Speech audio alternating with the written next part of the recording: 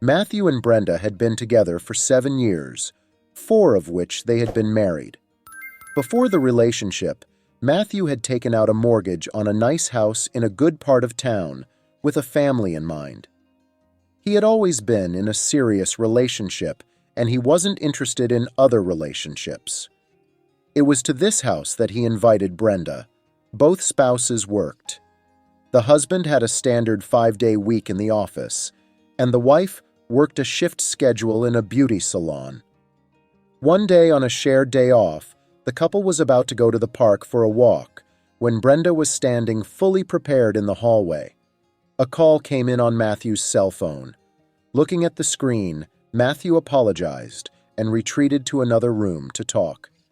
5 minutes later, he returned, rather glumly. "Roger called. He's in trouble again. He's coming over for a couple days to take care of a couple things in town. You don't mind, do you?" The husband said. The wife wasn't too pleased, but she didn't say anything against it, because this kind of talk about Matthew's sibling almost always ended in a fight. His wife had always thought that it was not necessary to help Roger, because he himself never bothered about his younger brother and never offered his help, even when it was not unnecessary. Matthew treated his older brother well and helped him when he was in difficult situations, though he didn't even ask for it.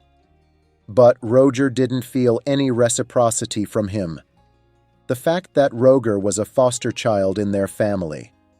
Parents have already despaired in unsuccessful attempts to have a child, so they decided to take a baby from the orphanage. When Roger was already 5, his mom unexpectedly became pregnant. It was a great happiness for the parents, but not for the little son. When Mom gave birth, the parents surrounded their native son with all their attention and care, at times neglecting Roger. He started competing with Matthew when the latter couldn't even talk yet. It seemed to him that Matthew was loved more. He was praised more often for his grades at school, and sometimes he was even held up as an example to Roger. This annoyed the latter. Any success of his younger brother was met with envy by his elders. With age, it was no longer so bright, but still, the general trend persisted. Already a week later, Roger came to them. According to him, the business in the city would take only a few days, and for a long time, he would definitely not bother them. At first sight, Brenda even liked Roger. He was an interesting conversationalist. He talked a lot about his fascinating life, and Brenda didn't even want to interrupt him. At such moments, a couple of days flowed into a week, and the older brother was in no hurry to leave. His wife, who occasionally stayed home on her days off, began to feel differently about Roger. He didn't seem so bad to her anymore. Once, when Matthew had gone to another city for work, and his wife had a day off, which she lazily spent without any special plans, Roger offered her to rent a car and go for a drive in the suburbs. Brenda gladly agreed. It was a hot summer, the air conditioning in the car wasn't working, and at one point they were driving past a wild lake beach. They glanced over. Roger saw the approving smile on his companion's face and turned toward the body of water. Brenda herself didn't realize how it happened, but as they went swimming together and then began to jokingly splash each other with water, at one point they found themselves too close to each other. With a quick glance, they both threw themselves at each other and kissed each other hotly. It didn't go any further, for soon the woman jumped out of the water onto the shore. Brenda was frightened by this sudden tension between them, and she drove all the way back, in silence. Brenda didn't know how to behave around Roger, and tomorrow was another day off. She decided that she would not spend it at home, so she arranged a late breakfast with her friends at their favorite cafe. In the morning she packed quickly, and without a word with Roger, she left the house. On the way to her friend's house, she texted her husband and wrote him goodbye. "I love you very much." She still felt guilty about that kiss with his brother. Toward 4 o'clock in the afternoon, she returned and found that the men were not home. She quietly went to the kitchen to get a drink of water and then decided to freshen up after a hot day in the shower while she was alone. But about 10 minutes later, as she was coming out of there, Roger had just come home. From the looks of him, he had just been to the gym. Brenda quickly headed to her room to get dressed so she wouldn't have to stand in front of Roger in just a towel. Quickly putting on her homemade dress, she started to leave the room. The man stood on the threshold of the bedroom. It was as if he was going to knock on her door, but she beat him to it. "Brenda, I think we need to talk," he began, looking intently straight into her eyes and placing his hand gently on her shoulder. What Roger said next, Brenda no longer remembered. She lost her head the moment the man touched her again. He'd noticed it. His plan had worked. What happened next was much simpler. She thrust forward, literally melting in his arms. It happened right on the marital bed.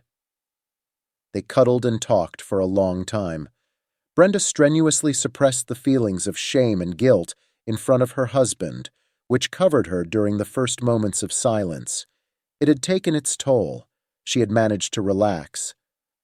Now she lay there, full of bliss, and remembered the recent intimacy. She had never felt this good with her husband in all these years.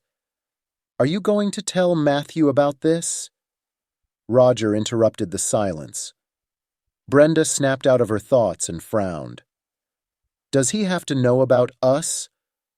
She answered question for question. "He'll find out sooner or later." The man extended enigmatically and pulled the sheet lower. They didn't yet know that Matthew didn't need someone else's confession to find out about this dastardly treason. After all, even before the trip, he had installed a listening device in their marital bedroom, just in case, he had thought at the time. But really, deep down, he was very worried about Roger staying in his house with Brenda. It was as if he sensed that something bad might happen, and his premonition had not failed him. It was only a matter of time before he listened to the tape of what had just happened between his wife and brother. Matthew drove home with a heavy heart. Of course, he had listened to everything the device had managed to record that day. All of his worst fears were confirmed, and he walked into the apartment as if it were not his home. Brenda was still at work, and Roger was surprisingly not home. "Gone after all," Matthew muttered under his breath and cursed at his brother. He didn't call him. He knew Roger was just waiting for him to gloat. "What a fool I was," the man thought grimly, pulling a suitcase out of the closet. "Helped him. Didn't react to his sharpness. That's why I got stabbed in the back," Matthew thought. Carefully he gathered his wife's belongings so that nothing in the house would remind him of her and packed everything into bags. He had to hurry. He wanted to take all the things directly to her workplace. The husband drove to the salon where Brenda worked, took a suitcase and several large bags out of the trunk, and went to the front desk. It was clear from his wife's reaction that she hadn't expected to see her husband here, and she was careful to play up her joy at his appearance. But when her gaze dropped to the familiar suitcase she usually only brought out before a vacation, the smile disappeared from her face. "Matthew, why did you bring my suitcase here?" she asked, surprised. "You and I don't live together anymore.